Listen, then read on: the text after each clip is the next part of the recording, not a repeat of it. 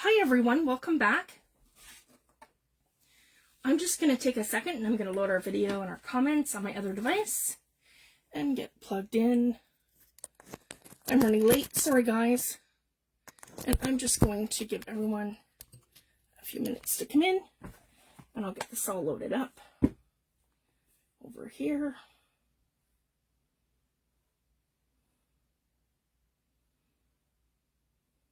There we go. Perfect. So I wanted to come live today, which is Thursday. So I'm a day early, just because I don't want to be live on Good Friday, and I won't be available this weekend.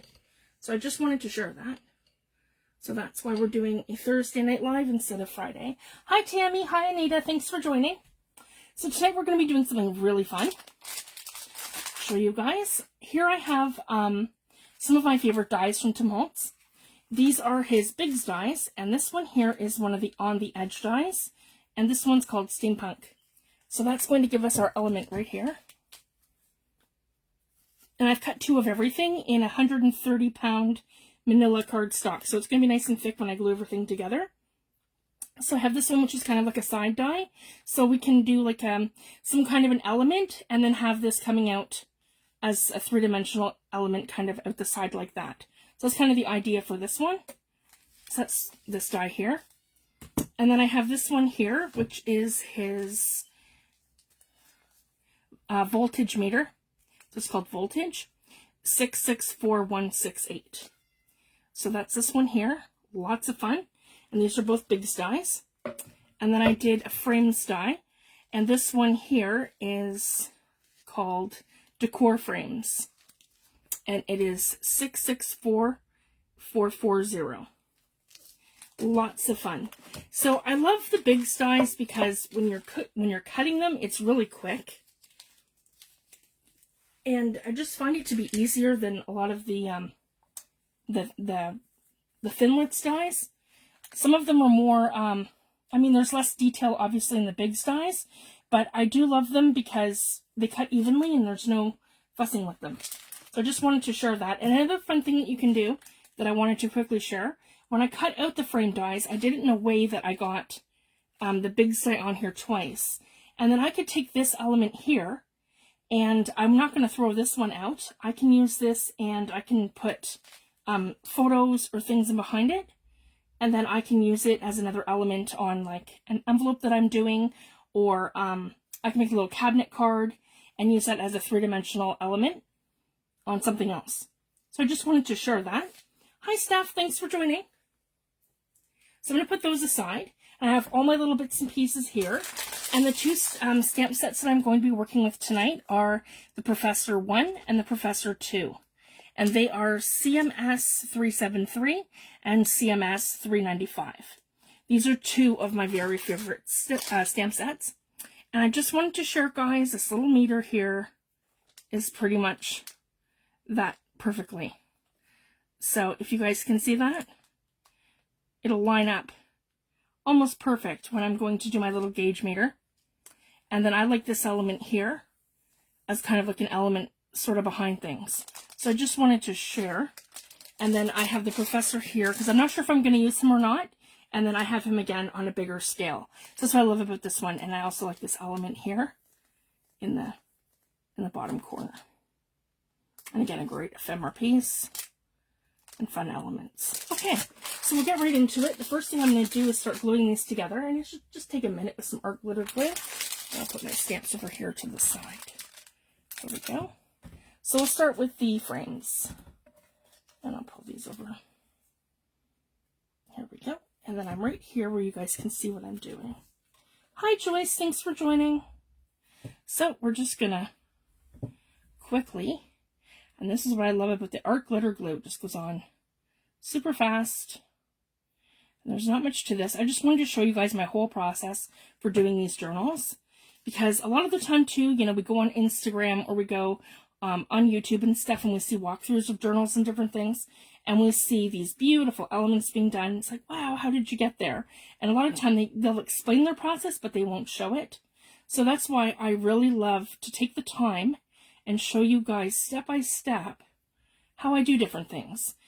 And it's so much fun to share, because then you guys, you know, even if you guys are creating something shabby chic or something totally different than what I'm doing, you can still apply a lot of these techniques and different things to any of the projects that you're working on. So that just makes it so fun.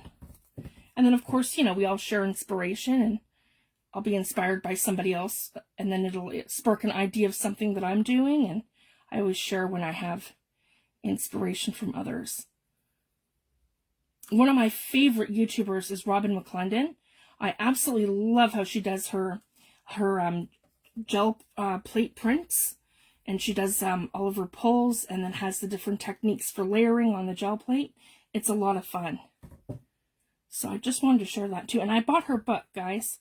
So I have her gel plate printing book for mixed media. That's an amazing book. If you guys are interested, I'll give you more details about that. And it comes with stencils.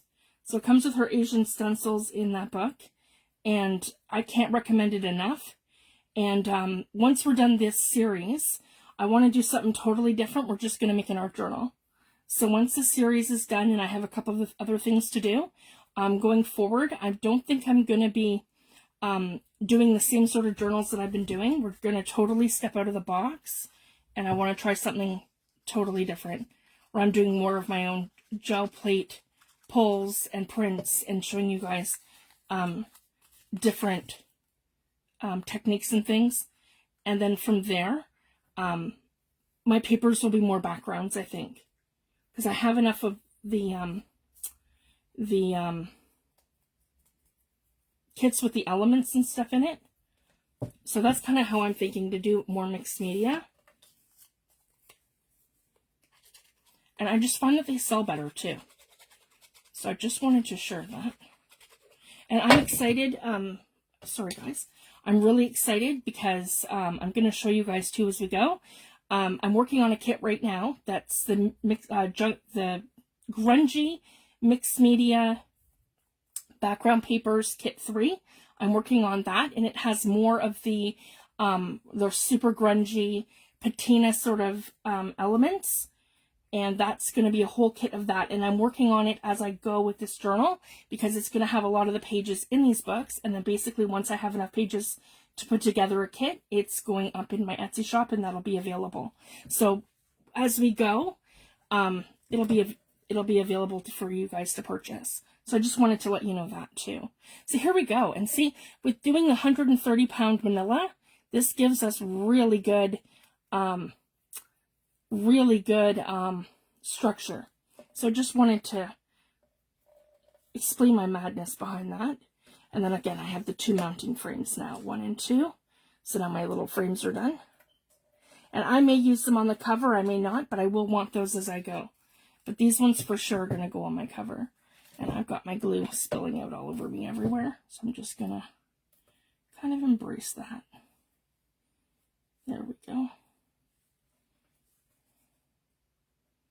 And just lightly around here. So I'm really excited. I've got lots going on right now. And then I'm going to be doing my Paris journal. I really want to get that project done. It's not a conventional journal like what I'm used to. It has, I think I did that backwards. That's okay. It has, the covers I've done like, because I took my purse apart. I had a Chanel bag that fell apart. So I repurposed it, but I couldn't salvage any of the outside of it. I could only get the inside. So it's all the inner lining and the pockets. So it looks kind of like a woman's, like a handbag purse sort of thing. Like it looks more like a purse opposed to, like a date book opposed to like an actual handbag, right? So I've covered the lining on the one side. So I just need to figure out something for the spine. So essentially I've covered my 2 bases in that fabric. And then I just have to figure out a spine fabric, and then I can kind of mount it together. So that's why I've taken kind of a break from it, just to regather my thoughts. And I have my kit, Teresa's kit, and then I have the new kit that I did in the lavender to go in there. And then I have the 2 collections from Lorna Taylor. Her collections with Creative Expressions. And those are going to go in there as well. And we're going to do ephemera pieces and stuff. So I have a lot of fun stuff coming. Okay, so now I want to glue these 2 together. So we're going to start with our base. And I think with our base, we're going to ink this one up as we go. So this is going to be the first element that we actually work on here.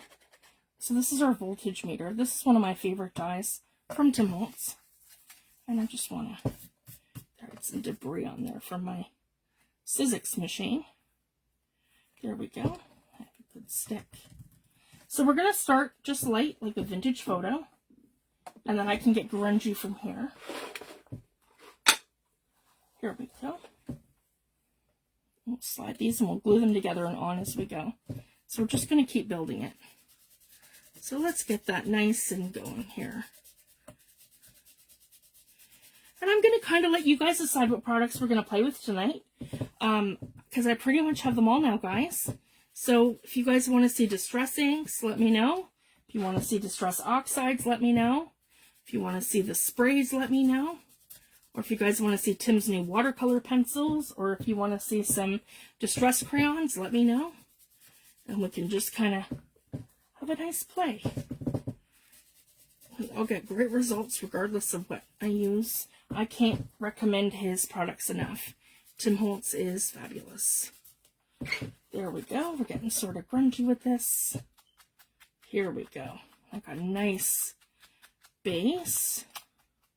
And then I have to keep in mind here too, the only thing that we're really going to see with this is the is this outer part here. So I just want to really get a nice, there we go.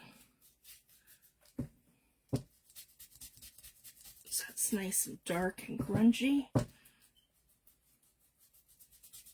There we go. Okay. I'm happy with that.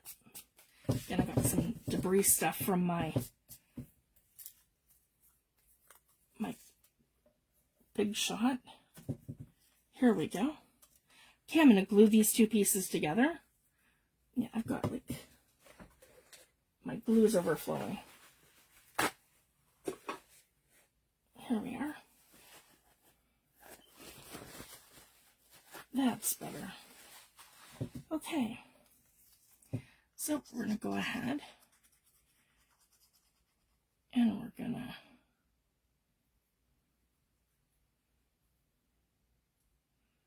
do that. Okay, we're going to glue these 2 elements together. Here we go.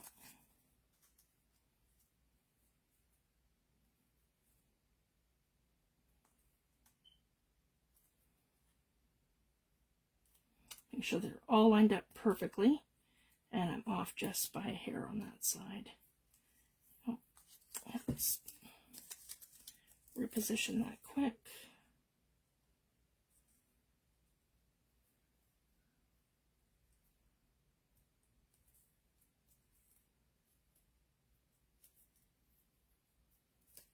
There we go.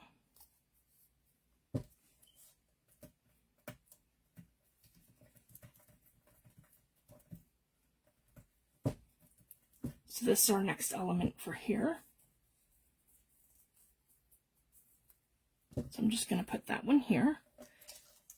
And then this goes on the inside of that.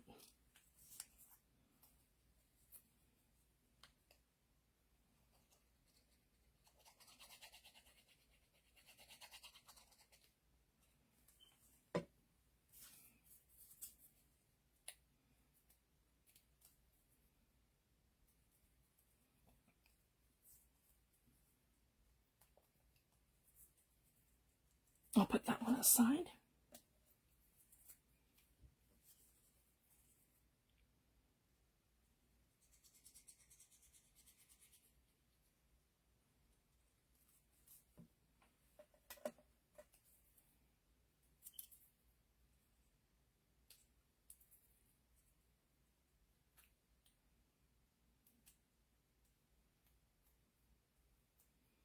Okay, that's our little gauge thing here.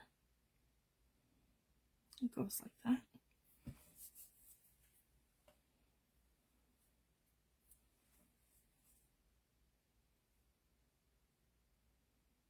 our little meter here.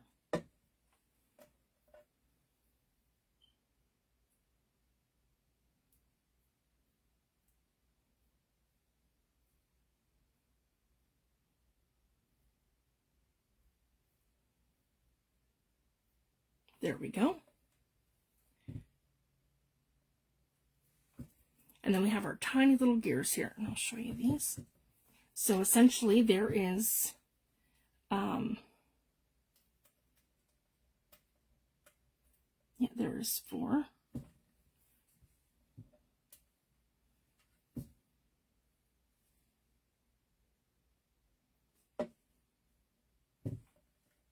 And I'm taking one of these, and I'm making myself little nail heads. There we go.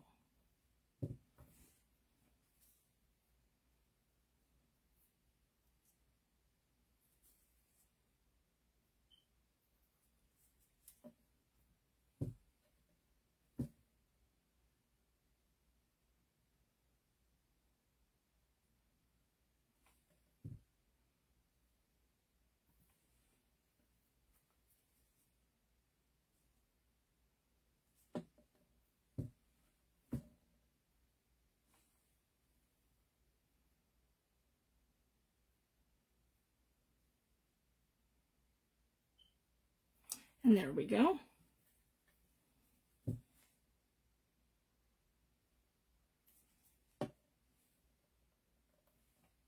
Oops.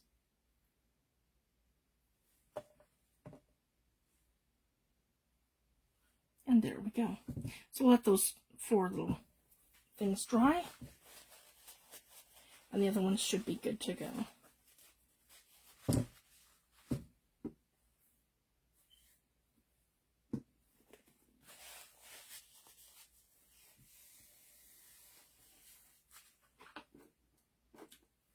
I'm just going to put the pin back in my glue. There we go. It's oozing out everywhere on me. Okay, so we'll get right into it. So, I guess I'll just go ahead and use distress inks, as I have those handy. And let me see here. Alright, so I've done vintage photo for this part here. Let's do, I'm just going to stand up for 2 seconds, guys. Let's do scorched timber. Let's do, I want fired brick or barn door. Maybe fired brick would be good. Fired brick. For the gauge meter, I'm thinking maybe spiced. No, let's do tea dye. That might be good for the gauge meter. Or maybe even dried marigold. Maybe we'll do that for the gauge meter.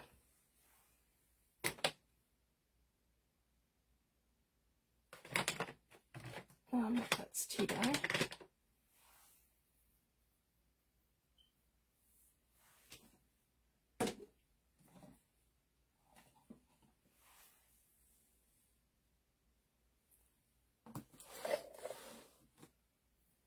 And then I'm going to need,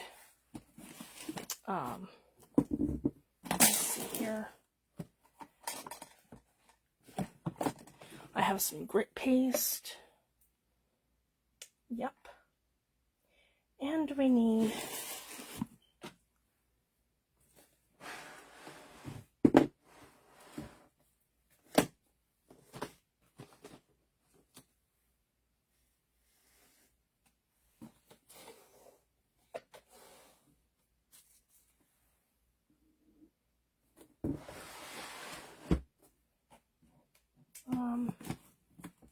just grab my black will be good.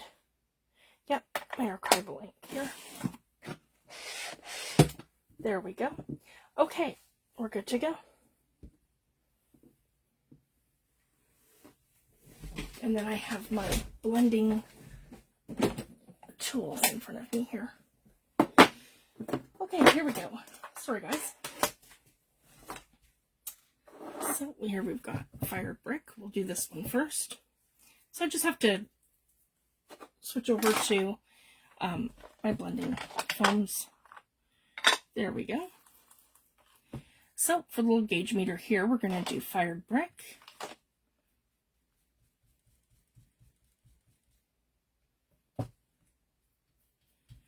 I like this. This is like a nice dirty red.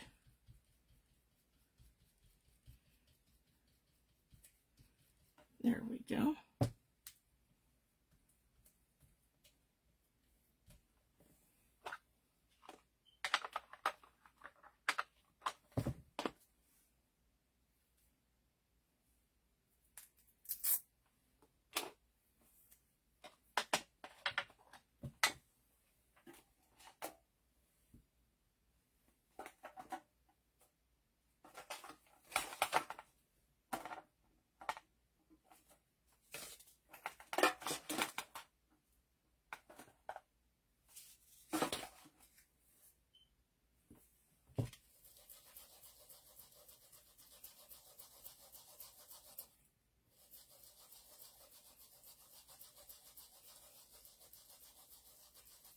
There we go, dried marigold, and we're going to do that on our little gauge meter part here.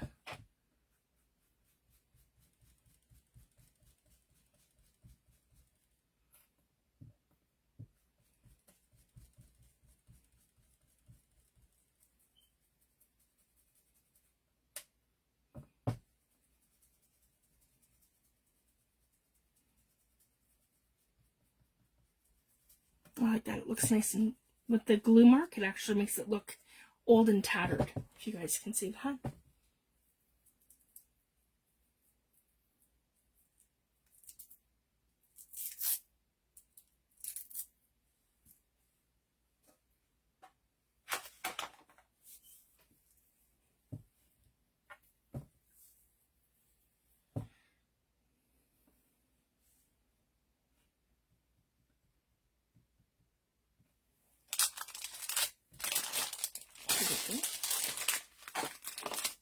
So I can go ahead and do my stamping while I'm here.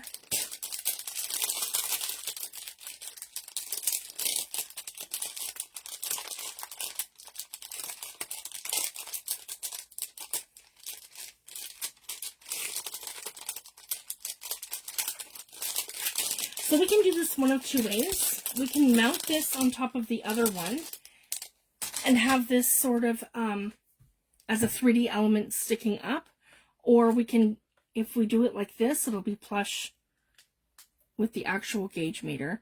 And what we could do too, if we decided to, we could cover a layer of acetate behind here before we actually put the that element there. So there's a couple of different things that you could do with this. I just want to grab my stamping block. Here we go. I'm going to make sure that's nice and lined up here. I'm going to bring, there it goes, so you guys can see what I'm doing. Yep, bring that over here. And we're going to stamp this.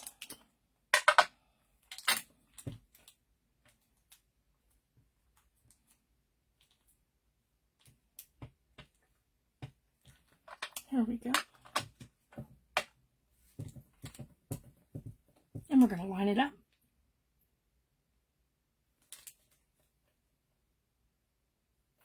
Just like that. And that is perfect.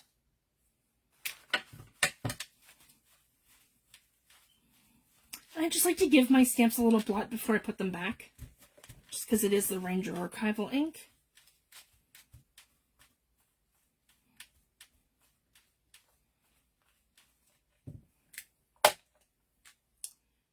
Hi Paula, thanks for joining.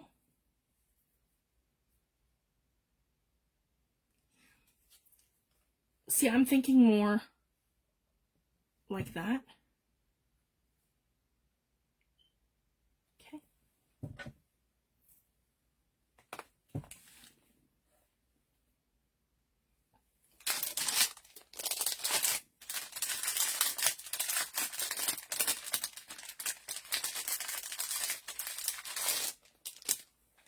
There's our base.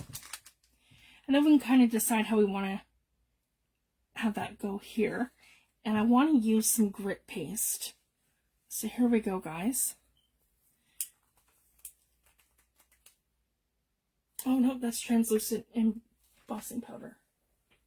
Wrong one. Hang on.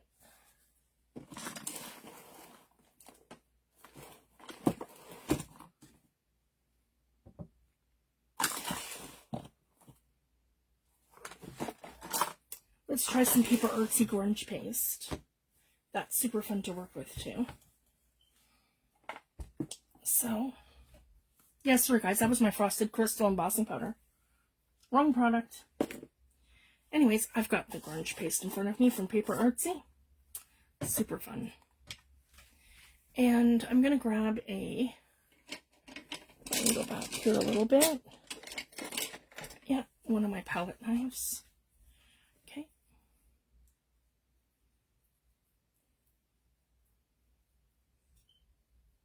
And this is a very, very thick embossing powder, embossing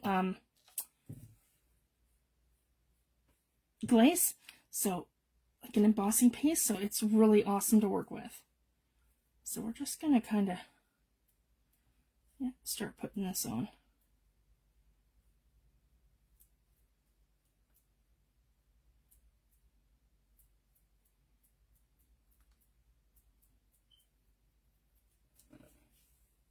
And this is going to give us like a faux rust look.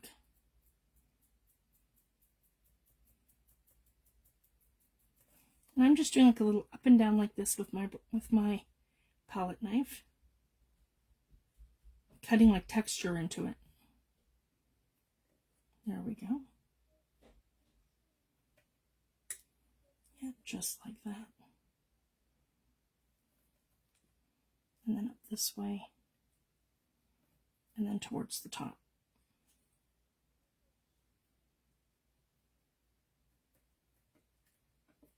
Okay. So you can do it this way. You can use your actual grit paste. I have both. I have Tim Holtz and I have Liquitex. I'm still in the process of moving all my stuff to my desk, so I don't have it here yet. It's on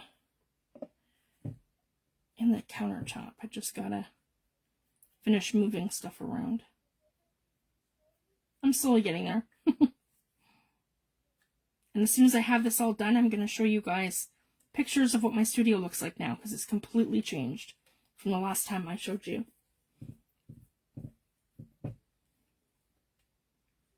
There we go. And eventually I'll do another walkthrough.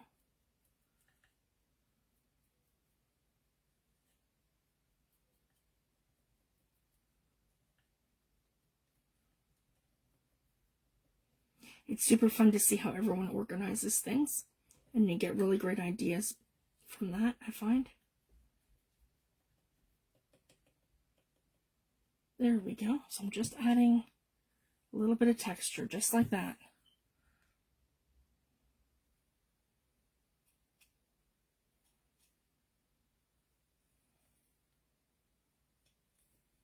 You could add a crackle texture to this.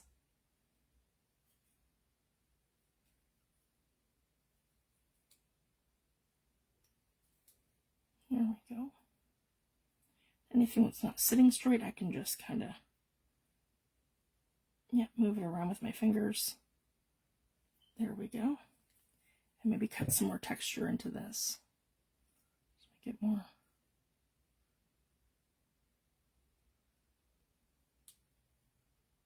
Almost like a stucco kind of thing. There we go. Just like that. And the, I'll leave the other elements the way they are. I think they're perfect like that. Okay, then we're going to add, actually I'm going to heat set this so it'll dry. Oh, and again, guys, this is grunge paste from Paper Artsy. I love it. It's super, super thick, but it's really pliable, if you guys can see that. So, and it dries very fast. So that's the other fun thing. My Liquitex texture paste has a longer drying time. Okay, here we go.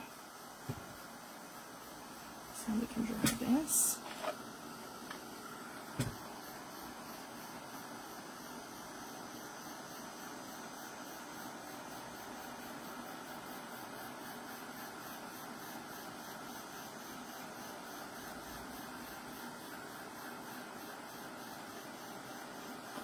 And the other great thing too, it has no shrinkage. So however you put it is exactly how it's going to dry. There we go. So that should be good. Yep, and it's mostly dry. Just a little bit tacky, but that's okay. Because for this one, we're going to use our sprays. I'm going to come in with Seth Apter coffee. His Zink spray.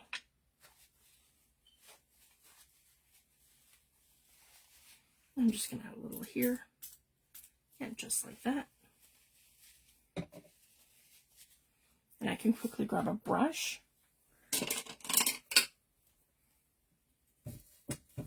There we go.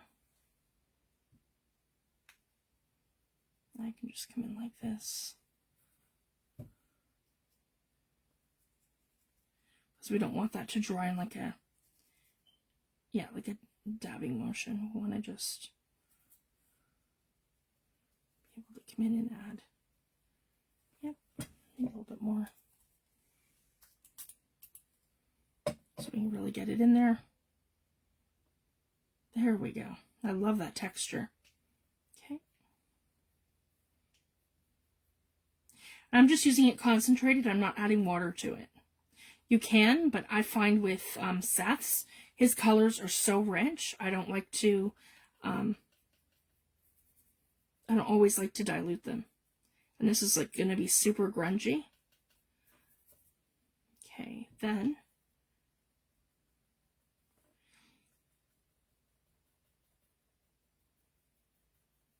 there's some of that chocolate on here.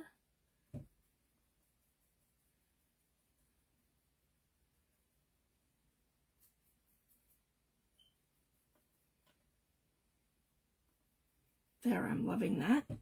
And then to get our more of our rusty look, we can either use Tim Holtz or I can use Seth Apter, but I have the Tim's right in front of me, so we'll use that. I'm looking for Rusty Hinge. I'll just pull this down for 2 seconds, guys. Then grab my...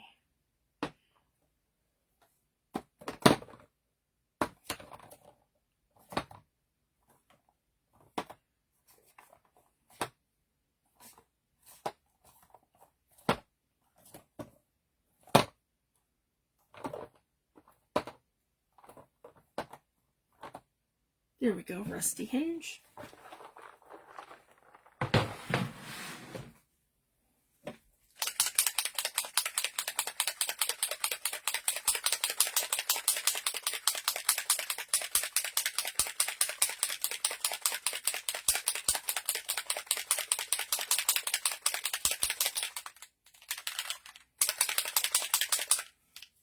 And I'm just looking for some splatters. So to get splatters, I'm just going to do this.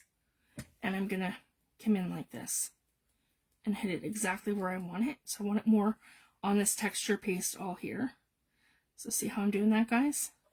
Just coming in and literally adding it to it. Yeah, right along here. Okay, and then up here. Right along here. So this is another great quick technique if you don't feel like spraying and you just want like that little bit. Just come and add it right to your project. As long as it's mostly dry and you're not going to worry about mixing your colors. So that's the other fun thing I like to do. And then just kind of pick up some of this on my desk, mix it in with coffee, and that gives me a bit of a low too. And then I can start adding that little bit of highlight. There we go. And I love how it's like oxidized here. And then I have a little bit here, which will give me a highlight across here. If you guys can see that. I love that little element there too. So I love about the oxides.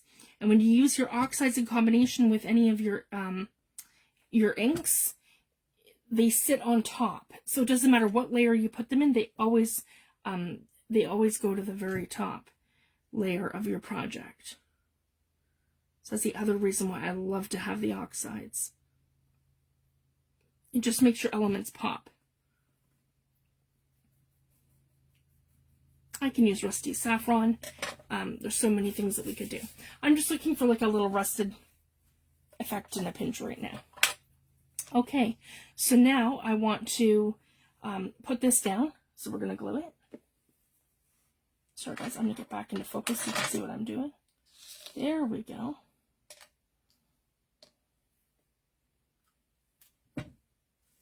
I don't mind that this is a little bit wet, because everything's going to have overnight to dry.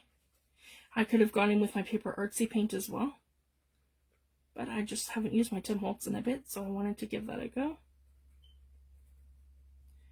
There we go.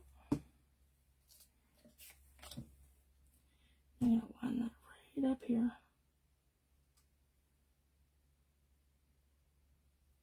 I can always touch it up as well once it's completely dry. And there we go. And our little gauge meter is going to go on the inside of there. But I want to give this a little hint of vintage photo.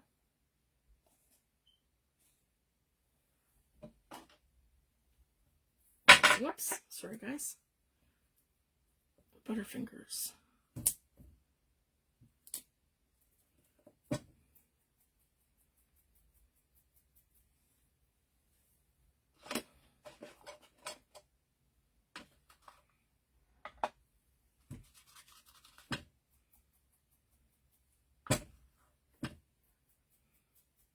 There we go. It's a little darker there. And same here. That side. There we go. And our little gauge meter will go here. Yeah, approximately there.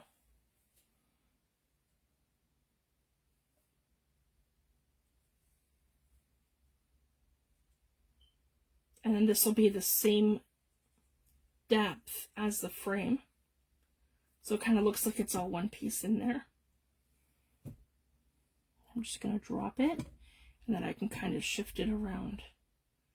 So it's perfect. There we go, guys. If you can see that here. There we go. And then I'm going to take this gauge here.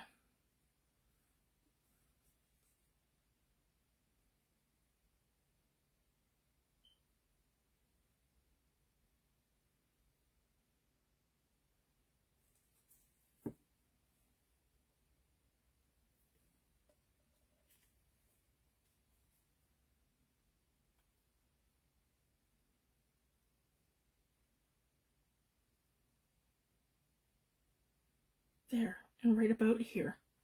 Perfect. And then for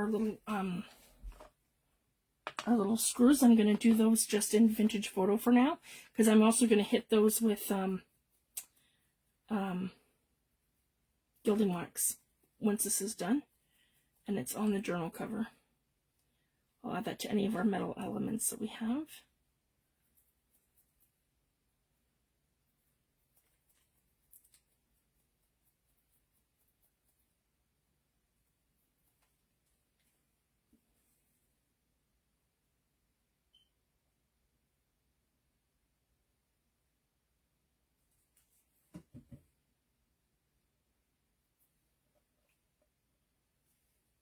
And they go in our little corners here. 1,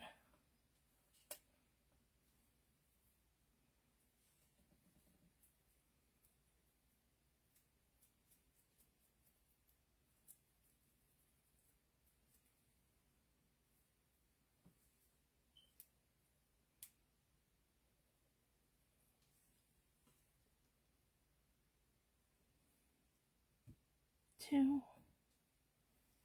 There we go.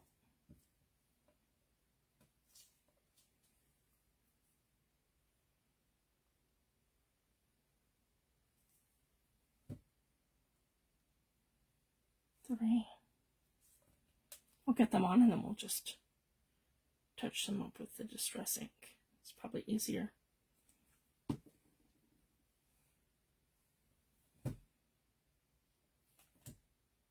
There we go.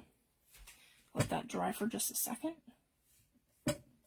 So essentially right now, guys, we have something that looks like this.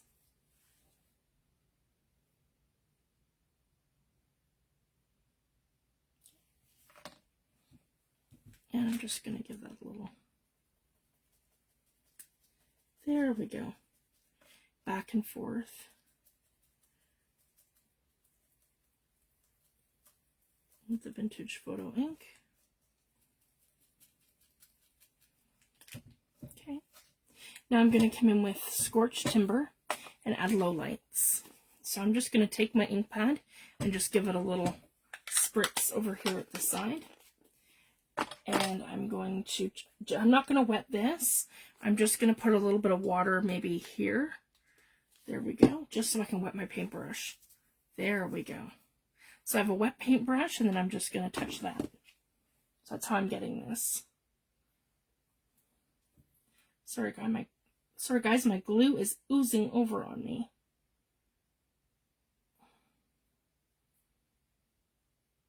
I'm at the last 1/4 inch of my bottle.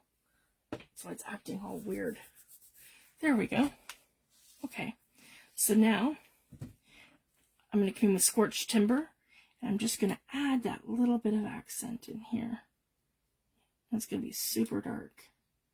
So I want just along the side here, and then anywhere where I want like a low light. So right in here. Casting shadows.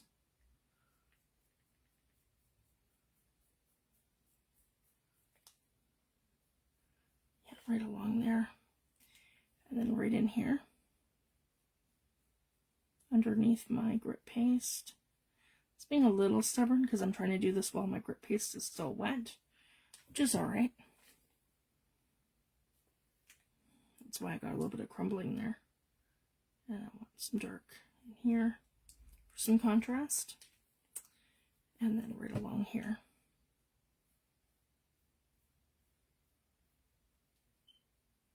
Some low light.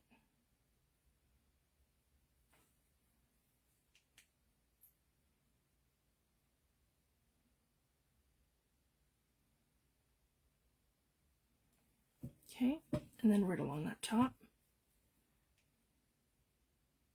That's why I wasn't too concerned about it not being completely covered yet, because I want to add that contrast up here. That's better.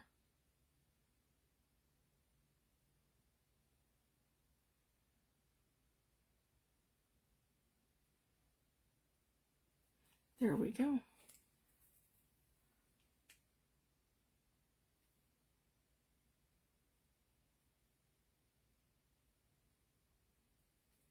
And just like that.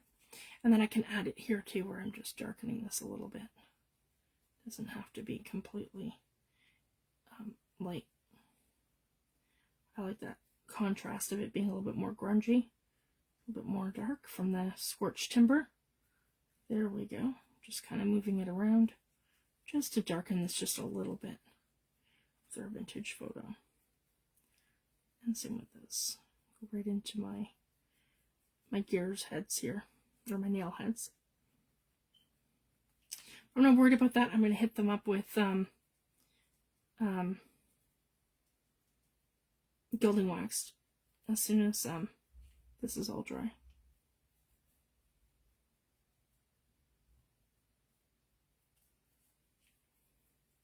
And then that inner spot is vintage photo, so that still is a little bit lighter than the outside, which is all rusted and grungy.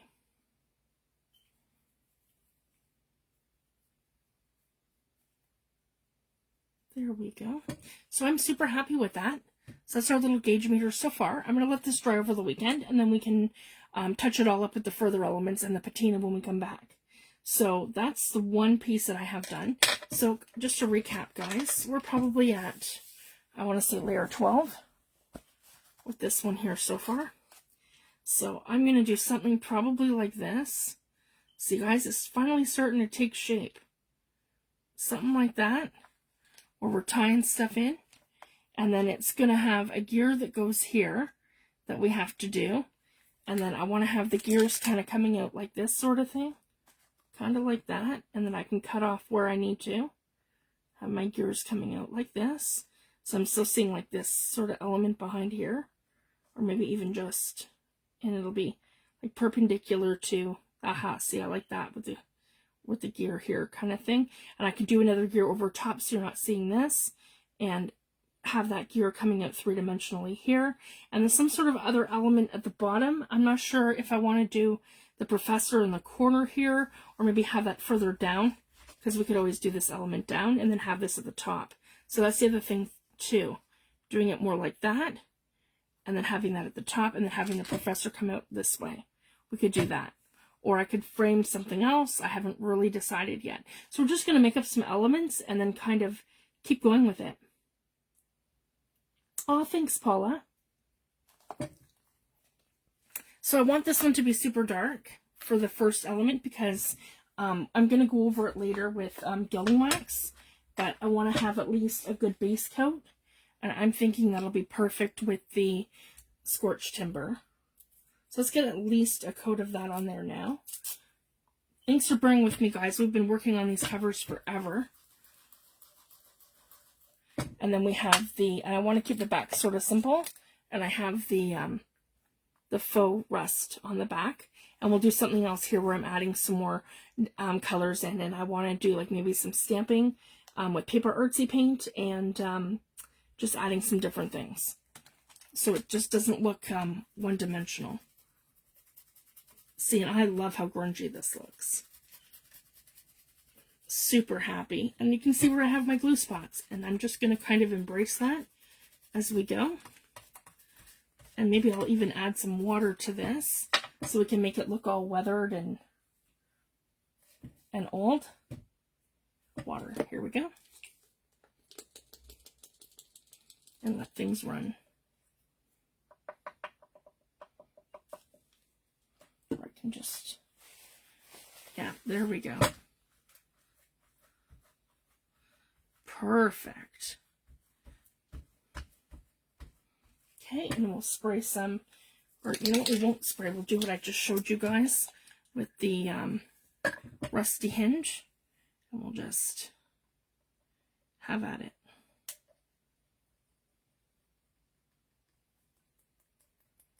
There we go. Yeah, we'll start it with splatters, that works.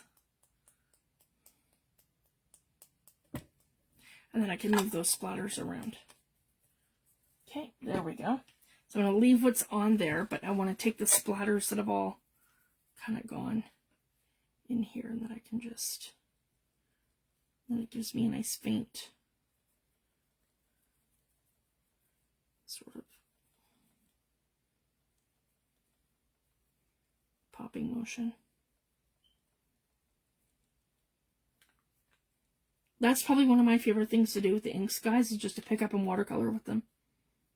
Whether it be an ink pad or a spray, and just kind of add it to your project and embrace it all over your mat, and then just kind of just add to it. There we go. I'm hoping to have this all better organized next week, so I can literally access all my sprays at once and not have this issue of having to pull everything out. There we go. I like that. I can add some more. Oh, thanks, Paula. I'm super happy with how this has turned out. It's just a lot of fun. And I'm going to add the patinas once everything is dry.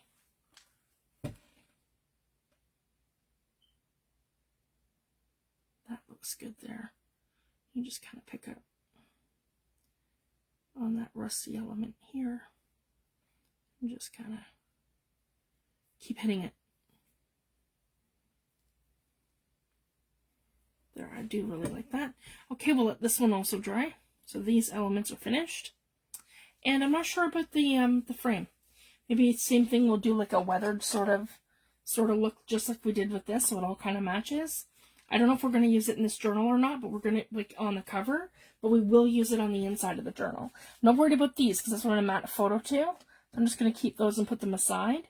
But as far as the frames go, let's do the same thing with the timber. There we go. So this is kind of like what I like to do. I just like to start the elements and have everything kind of done in front of me, and then we can really start building. And I think I might add some more Seth Apter fabric to the cover, just to give it some contrast. And like an extra element. I might use his words too, I'm not sure yet. We'll see how that goes. We can kind of figure that out. But I'm really happy with using the gauge meter. That's going to be awesome. And I'll add the... And for the patina, I like to add broken china or salvaged patina. But I think in this case, because of the blue, I'm going to add the broken china just to give it that same sort of element. And for anyone that missed it, I did paper artsy paints on the cover, and then rusting powder. And then that's the final touch that we're going to give this to. So now that we have these inked up, I'm just going to recap how I do that. And just, it's so much fun. So I have a separate little container that I have. I add my rusting powder to it. And I don't add a lot. I just add like a couple of squirts of vinegar. And so we have a consistency like this all the time in this little ready-made container. And I don't take a good brush. I take an old one. I believe, yeah, I have an old brush right here that I don't care too much about. So I have already like rusted watercolor paint, if you guys can see that. But it's paper artsy rusting powder mixed with vinegar. So it's this rusty concoction that I have. And then I can go ahead and I can add elements in. And it's just going to give me that rusted surface. And not the whole thing, I just want to hit it. This is essentially like a red rust element.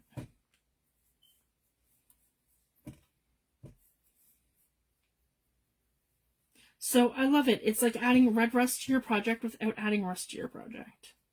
Because it is, I believe it's archival. There's nothing in there that's going to hurt you. There, and I just to show you guys, love, love, love that. And it just gives it that element of old and rusty. And we'll do the same thing here. I'm going to put this all inside the gauge meter. Yeah, I think that's what I'm going to do. Right like that.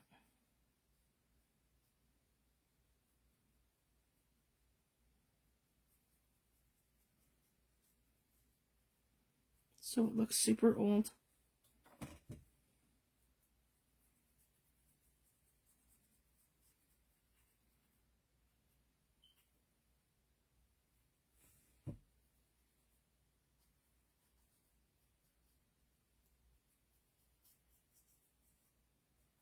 Okay. Then I'm going to just touch this.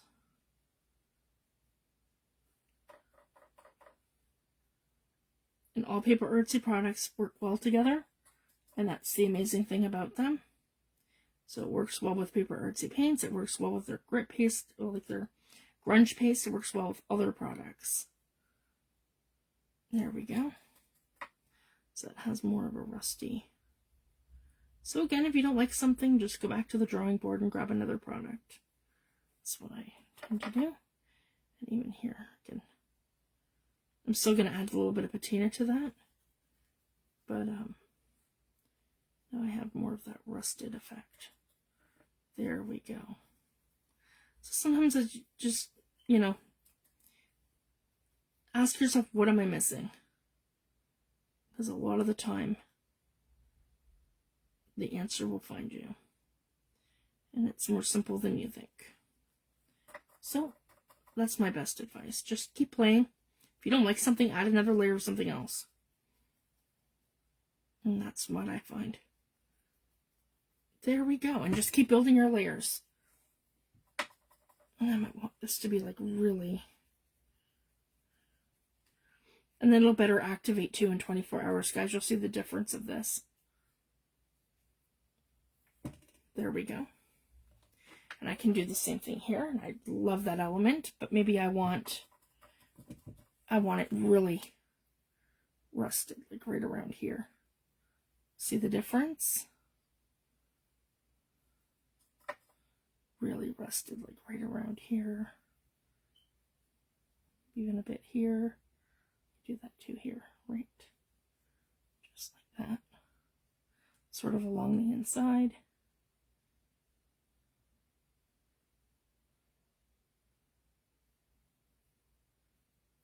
Just like that.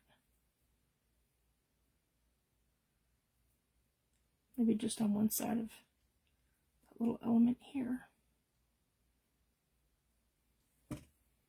And then maybe along here.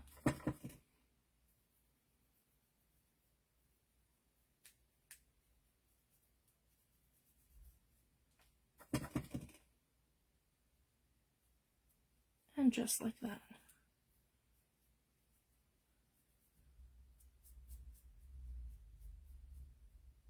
Just to grunge it up a bit. There we go. So I'm going to let that dry like that. And then those just give it a little bit more of a rusted element. And then it's going to tie better into my journal cover as well. And the patina that we do when it's dry will make it pop. So that's what we're going to do next week. We're going to attach these to the cover. I'll have a better idea of the method behind this, of what exactly we're going to do. And the resting powder, I'm going to show you guys. It is Paper Artsy resting powder. And it says, sprinkle on wet glue and spritz with water. I follow Megs Wilcock on YouTube, and she has so many amazing videos of using this product. And the best method of activating it is adding vinegar. And when you add like white vinegar to it, and you don't need much, this is only a few sprinkles, guys. And you only add a few sprinkles, and then it turns it into red rust. And I use it like watercolor paint. So when I find like this isn't really, it's drying up a little bit, then I'm just going to, I have a Tim Holtz Distress Sprayer that has vinegar in it. And I just give it a light spray like this, and then I let it sit. And it reactivates it. So when you use the resting powder, I take a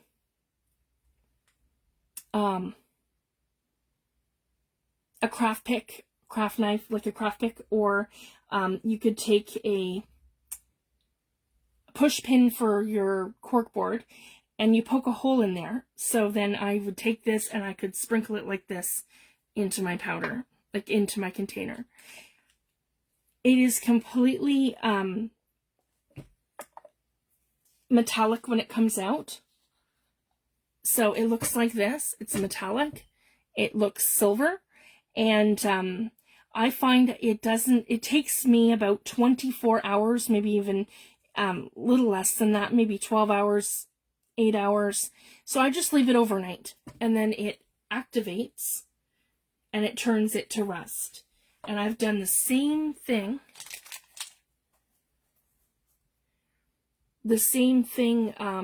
On the cover.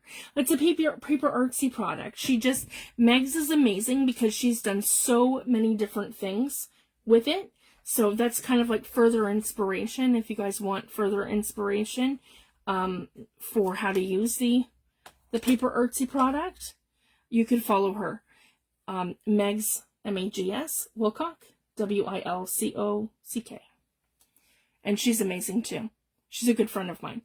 So, I just wanted to let you guys know that. So basically I do the same method that she does. I just add vinegar to it, and I use it like watercolor. But she does all kinds of different things. She's decorated jars.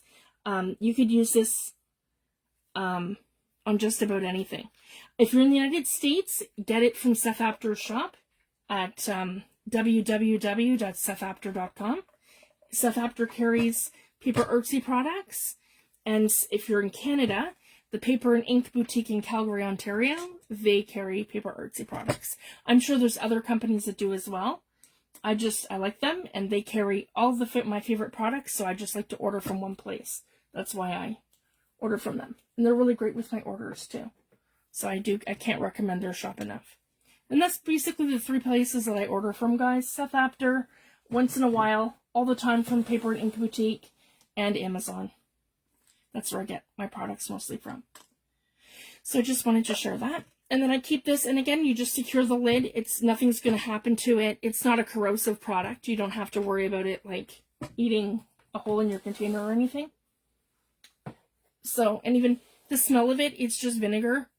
Like, I'm covered, and to me, it's just like having, like, another distressed product on me.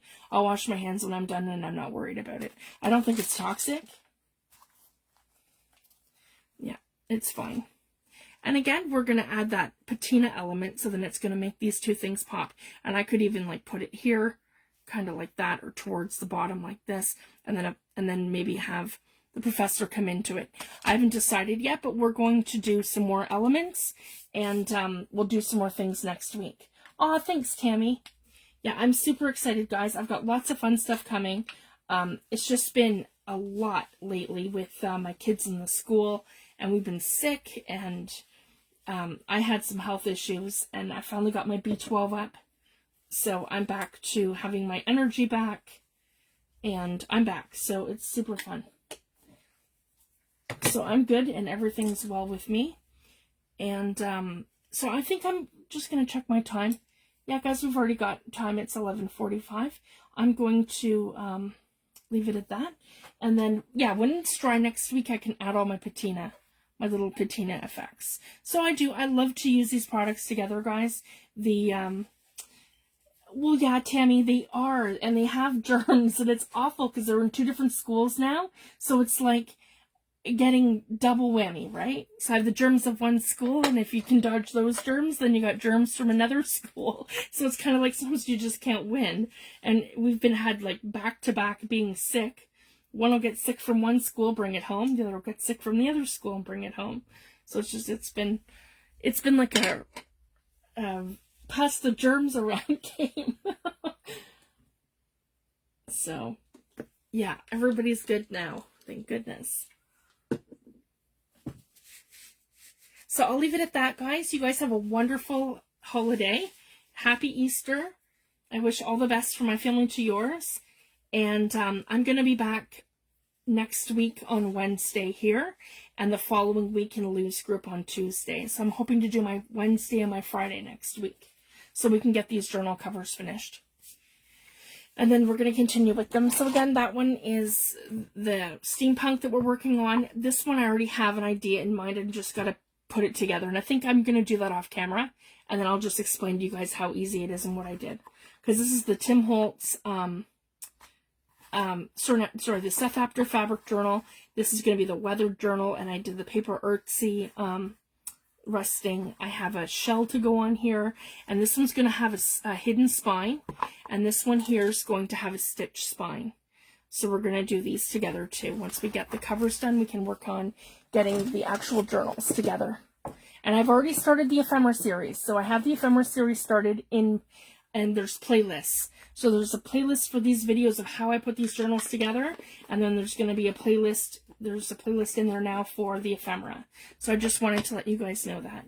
So thanks, everyone. Happy Easter, and I'll see you back on Wednesday. Thanks, everyone. Bye.